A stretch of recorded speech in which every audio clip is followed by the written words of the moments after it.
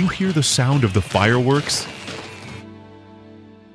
Yes, another year is coming to an end. And what have you prepared for the coming year? At this time of the year, it's common for many people to set new goals and raise their expectations for the following year. But when you think about it, nothing is very different from previous years. Is it? Losses, failures, disappointment, sadness, certain difficulties and problems that have persisted year after year. And you ask yourself, how can I have a different life? Even though we are nearing the final days of this year, there is still time for you to rise up and take the step that can provoke the transformation you've been longing for. The New Year's Eve Night Vigil, Wednesday, 31st December, 10 p.m. Join us for this special opportunity to place God first, before anything else, as we step into a new year with faith, purpose, and a renewed spirit.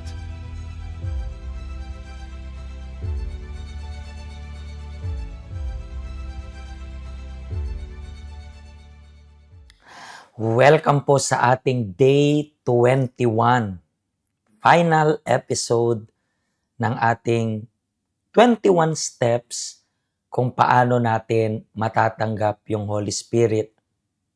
Kung yung episode natin kahapon ay maikli, today, masusulit ninyo yung episode natin. Ito yung final episode natin.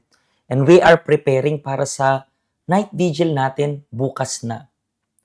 Kung sinunod ninyo ng maigi itong 21 days na fast of Daniel, tomorrow bago matapos yung taong 2025, sigurado ako na ipagkakaloob sa inyo yung banal na Espiritu.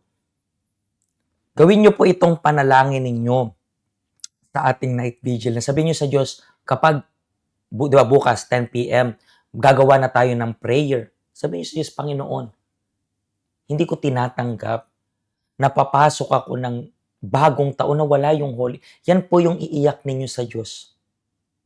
Yan yung ihingi ninyo sa Panginoon na hindi mo tinatanggap, na yung revolt mo sa loob mo is matatapos itong taong ito na wala pa rin yung Holy Spirit sa inyo. Sabi niyo, Panginoon, please, magmakaawa ka. At yung Diyos, siguradong ipagkakaloob yung Espiritu Santo sa inyo.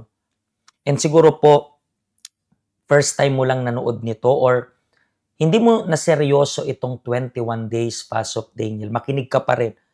Ikaw na hindi mo sineryoso. Anong maipapayo ko sa iyo? Siguro ngayon mo ako napapanood Tuesday, and then bukas, pinaplano mong umattend. Anong pwede kong masuggest sa inyo? May oras pa. Pwede mong seryosohin ngayon. Anong pwede mong gawin? Anong masasuggest ko? Mahirap nang mahanap dito sa Facebook, pero sa YouTube, pwede mong hanapin doon sa ating YouTube, yung UCKG Hong Kong. Meron tayong playlist na inipon ko itong pinag-uusapan natin. Paano matanggap yung Holy Spirit within 21 days. Panoorin mo lahat, i-apply mo. Para kapag bukas umattend ka, ready na yung puso mo. Ready na yung puso mo na matanggap yung banal na Espiritu. And kayo po na ginawa nyo yung meron kayong listahan, I would even suggestion lang, okay? Na after nito, kung naipon nyo yung 21 na tips, screenshot ninyo, kung kaya ninyong post it para makatulong tayo sa marami. So, itong 21 tips na ito. Ito yung ending. Tingnan niyo po kung ano yung ending. Paano magkaroon ng kasiguraduhan na natanggap mo na ang banal na espiritu. Yan yung day 21. Pero bago natin pag-usapan yan, yung isa munang side, paano masasabi na wala ka pang Holy Spirit? Nakasulat po yan dito sa libro ng Galatia, chapter 5, magsisimula sa verse 19. Sabi dito, ang mga taong sumusunod sa ninanasa ng laman ay makikilala sa gawa nila. And then, babasahin ko lang po, hindi ko na i-explain sa inyo isa-isa. Pero i-analyze nyo po yung sarili ninyo.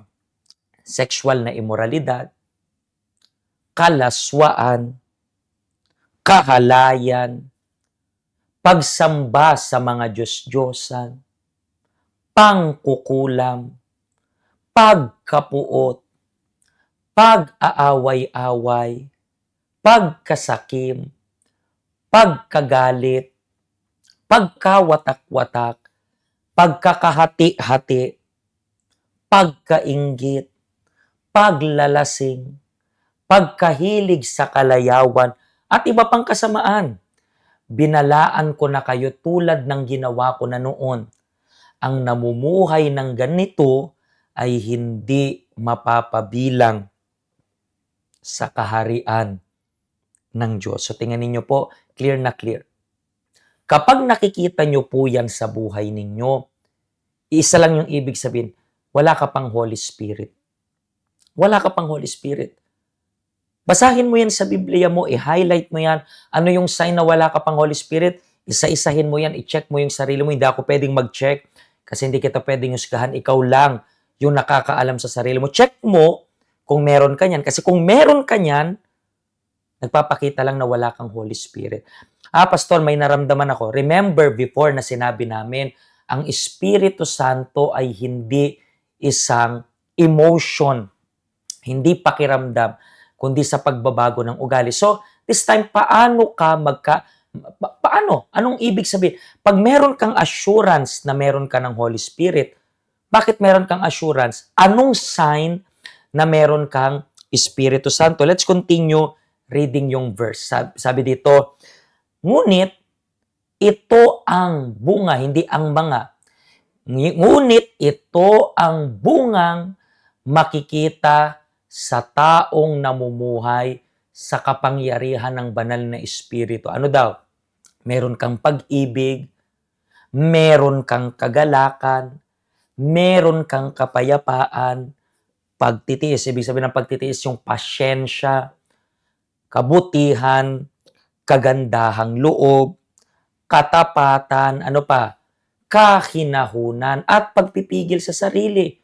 Kung ganito ang pamumuhay natin, hindi natin malalabag ang mga utos ng Diyos. So, makikita nyo po dito, napaka-clear. Yan naman ang tingnan ninyo kapag may Holy Spirit ka. At hindi po yan isa-isa. Dapat package. Kasi, as you can see here, ito ang, so ibig sabihin, isa lang.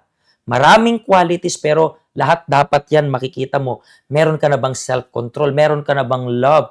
Hindi lang sa sarili mo, hindi lang sa pamilya mo, sa kaluluwa. Meron ka na bang peace? Meron ka bang pasyensya? Tingnan mo yan.